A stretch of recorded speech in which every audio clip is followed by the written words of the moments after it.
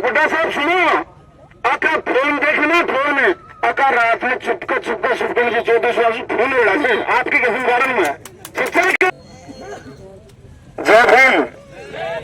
अब चक्कर ये फिटे है, रोशनलाल मेघवाल, राजीव देवी दो उर्दू अन्य दूसरे जिन दो तो नाम देखे भाई, एक राज को भी नाम रोशन देवी देखे, राजेश जी को नाम भी देखे।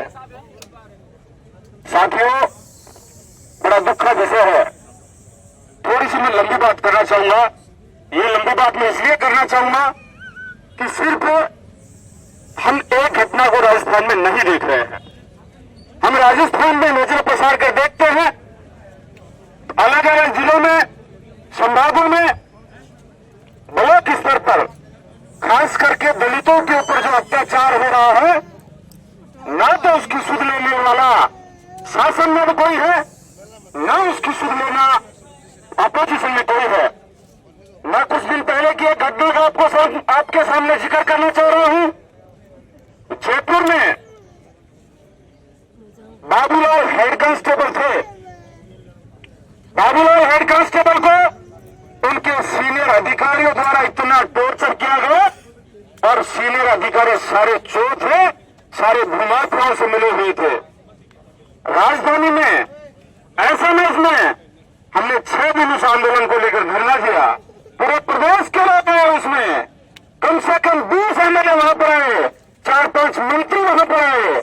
अपोजिशन ने जितनी ताकत लगाई थी वो लगाई। डिप्टी सीएम बाबा साहब मेरे समाज के हैं, उन्होंने भी कहा कि सरकार की बात आप मत खराब करिए, आप पीछे हट जाइए। मैंने कहा मेरा जूता भी नहीं माने, मेरा नाम देखना छोड़ दिया, मैं पीछे हटने वाला नहीं हूं। मुझे मालूम है राजस्थान में कहीं पर भी कोई अन्याय अत्याचार किया जाता है और आंदोलन धर्मों को जातियों के आंदोलन में बांट दिया जाता है। कहीं पर जात आरोपी होता है, राजपूत समाज समर्थक बन जाता है। कहीं पर राजपूत आरोपी होता है, जात समर्थक बन जाता है। मैं ये कह रहा हूं, जागरूक लोगों का प्रदेश हो गया है ये। पिछले दिनों में झुंझुनू की जो हमेशा तारीफ की जाती है, शिक्षा के क्षेत्र में आगे है। पचेरी के अंदर एक ईंट भट्टा मजदूर को मारा गया, आपको मालूम है? इतना मारा गया, बहुत सारे लोगों को शर्म नहीं आई। पैसे के दम पर गुंडागर्दी करते जो ईंट भट्टा के मालिक विनोद, उनको शर्म नहीं आई। उसका इलाज हमने किया है, सब लोगों ने मिलकर, आप और हमने, और इस तरह का इन बीमा प्रोग्राम काम करेंगे। साथियों, मैं कल देखा एक वीडियो, भाई धर्मेंद्र जी उसमें अकेले पढ़ रहे हैं। धर्मेंद्र जी रोशन जी के भांजे हैं। रोशन जी अकेले पढ़ रहे हैं। जानवरों की इज्जत होती है, जानवरों को अच्छे से किसी गाड़ी में डाला जाता है। रोशन मेघवाल को, अरे तुम मेघवाल को कमजोर समझ रखा है क्या आपने? मेघवाल कमजोर नहीं है, इसके बाद 36 कौम के लोग हैं। ये कौम हमेशा स्वाभिमान, सम्मान और विश्वास के लिए जानी जाती है। किसी के साथ विश्वासघात नहीं किया मेघवाल कौम ने। मेघवाल व्यक्ति ने किसी के साथ दवा नहीं किया। कौन हमारे साथी ये कह रहे थे कि राज राजा रजवाड़ों में ठीक था। मैं कह रहा हूं, मैं संविधान के राज को पसंद करता हूं, लेकिन फिर भी मैं कहता हूं राजपूतों के राज में भी भरोसे वाली जगह पर मेघवालों को रखा जाता था। उस लड़ाकों को कमजोर न समझो। इंटेलिजेंस के जो लोग हैं, बेशरम लोगों को मैं बताना चाहता हूं, हमारे ना तो कोई आगे है, हमारे सब पीछे ही पीछे हैं, और पीछे भी हमारे वो हैं जिनका कोई नहीं है। हम उनके साथ में खड़े हैं। एसपी है शरद चौधरी जी, हमने काफी सुना था, ईमानदार अधिकारी है, हम काफी चर्चा सुनते थे, ईमानदार अधिकारी है। कल हमने फोन किया, मैंने कहा साहब इतनी हिम्मत कैसे हो गई हमारे लोगों को अपने धरने से उठाया? उनका कहना था हमने नहीं उठाया, आप धरना दे सकते हो। और मैं कहता हूं कल आपने रोशनलाल मेघवाल को हाथ लगाया था, राजेश को पकड़ने के लिए घूम रहे थे। अरे तुमने तुम्हारी मां का दूध पिया है, अरे तुम्हारे ऊपर किसी तुम्हारे आका का हाथ है, तुम आओ रोशनलाल मेघवाल को हाथ लगाकर दिखाओ, हम तुम्हारी शक्ल खराब कर देंगे, तुम्हारी अक्ल ठिकान ला देंगे। बात ऐसी है, जूझू बीजे काम रहे तू बारी, सही है ना? हम 12 क्लास प्रयासों के ऊपर हम आंदोलन किया है न्याय लेने के लिए। मैं थोड़ी सी राजनीतिक बात करना चाहता हूं। जो समाज राजनीतिक रूप से कमजोर होता है, जो समाज राजनीतिक रूप से हिस्सेदारी नहीं रखता है, वो समाज सिर्फ लाशें उठाता है, वो सिर्फ हमेशा धरने आंदोलन प्रदर्शन करता है।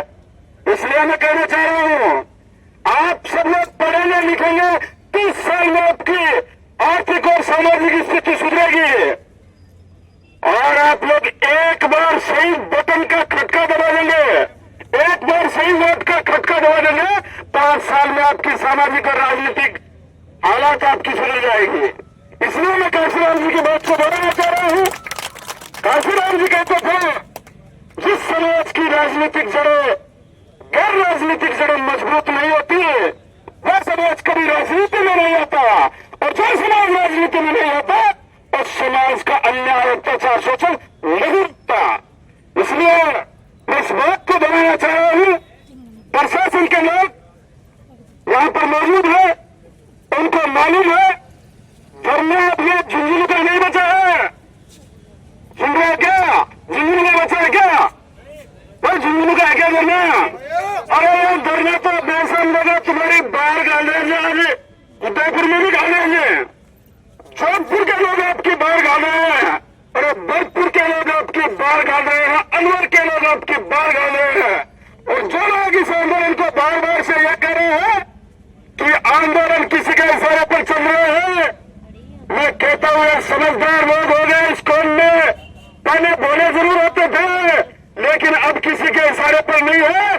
तुम्हें छक्के का गीत याद दिलाएंगे और रोशन मेघवाल को जमीन पे काबूज करवाएंगे। अब किसी की हिम्मत नहीं है कि आप किसी गुंडा मवालियों के चक्कर में आकर किसी की बहन बेटियों को मारो पीटो। अरे तुम चोरों की तरह रात को आ रहे हो, उनके मकान ढाने का काम कर रहे हो। अरे तुम कारियों की तरह आ रहे हो, उनकी गाड़ियों को तोड़ने का काम कर रहे हो। अरे चोरों, आपको अगर हम देखेंगे ईमानदारी से, मैं कह रहा हूं, ऊपर सरकारियों भी कह रहा हूं, असली जड़ी वही हो ना। मैं कह रहा हूं चोर है, गरीब की लुगाई सबकी बातें, भाई डांग रखो आपके मैंने। फिर कह रहा हूं मैं, डांग रखो, आने मत दो इनको, आपके पास आ जाएंगे और कह देंगे हम लोग आपके इज्जत से। अरे इनकी कोर्ट केस कराओ चोरों की, इनके आके बैठे हुए इनकी सरकार है। अगर ईमानदार कोई अधिकारी है, मैं तो कलेक्टर आपको भी निवेदन कर रहा हूँ, अरे कलेक्टर साहब आपका हम सम्मान करते हैं, संवैधानिक पद है, इसलिए संविधान का हम सम्मान कर रहे हैं। अरे आप ईमानदारी से काम करो। और देखो डीजी साहब उत्कल रंजन साहब बैठे उस सीट के ऊपर, हम लोग सोचते हैं कि न्याय करेंगे। मैं तो इनको भी कह रहा हूं ईमानदारी से इनका कोर्ट केस करवाना, ये राजनीति का बड़ा हिस्सा है। राजनीति में बैठे लोग इनको संरक्षण दे रहे हैं। अरे हम इतने लड़ते हैं, हमारी गैर कानूनी तरीके से हिम्मत नहीं होती किसी गरीब व्यक्ति को हम जाके तू भी कहने की हिम्मत रखे। अरे इन चोर गुंडा ले वालों की इतनी हिम्मत हो रही है, नौजवानों के घर के ऊपर आकर हमला कर रहे हैं, सैनियों के घर पर लोग हमला कर रहे हैं और न्याय की लड़ाई को लड़ रहा है, तो उन्हें जाति विशेष का आंदोलन बताया जा रहा है। हम हाल सुधारेंगे, शाम तक बैठे हुए हैं, दूर दराज से हमारे लोग आ रहे हैं, सबका इलाज करेंगे और जरूरी नहीं है कि आज आंदोलन खत्म हो रहा है। ये तो आज समझौता है। क्या है? क्या है? ये तो ट्रेलर है, पिक्चर अभी बाकी है। मैं कह रहा हूँ सुनो, और राजनीतिक बात बता रहा हूँ, गुड्डा साहब मेरा पढ़ाई आपकी शुरू करूँ। यहाँ से तो भगवान समाज की विधानसभा चल रही है, और मैं तो कहता हूँ लड़ने वाला आपके बीच में कोई नेता होता और आपने सही चुनाव किया होता, आप सबको काम छोड़ के किसी की पीड़ा के लिए आपको यहाँ नहीं देखना पड़ता। विधानसभा में आपका आदमी लड़ जाए, चलने नहीं था विधानसभा। इस तरह के लड़ाकू लोगों की पहचान करो, उनको चुनकर भेजो। मैं कहता हूं उनका मेरा भूल है, 10 साल हुआ लड़ते हुए, किसी ताकतवर परिवार के सहारे से नहीं हम लोग। हमारे बाप दादा गरीब मजदूर है, हम तो इतनी हिम्मत रख रहे हैं और कोशिश कर रहे हैं इस कौम को शासक बनाने का सपना हम दिखा रहे हैं, और आने वाले में हम इस सपनों को साकार भी करेंगे और इस गुंडा माली जैसे लोगों को हम हमारे गेट के खुलने से देंगे।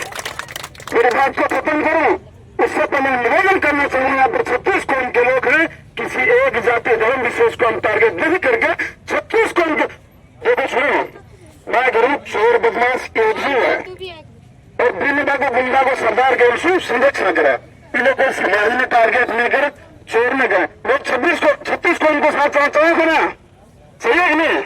तो ये कह रहे चोर है, चोरों के सरदार ने संरक्षण दे रखा है। यहाँ पर भी कई लोग हैं कि जो नहीं करने हमारे बीच में आ रहे पीड़े में, लेकिन चोरों के सरदार का ध्यान रखना है और चोरों का इलाज करना है। इसी के साथ मेरी बात को खत्म करते हुए जो बार नहीं आपसे चल गया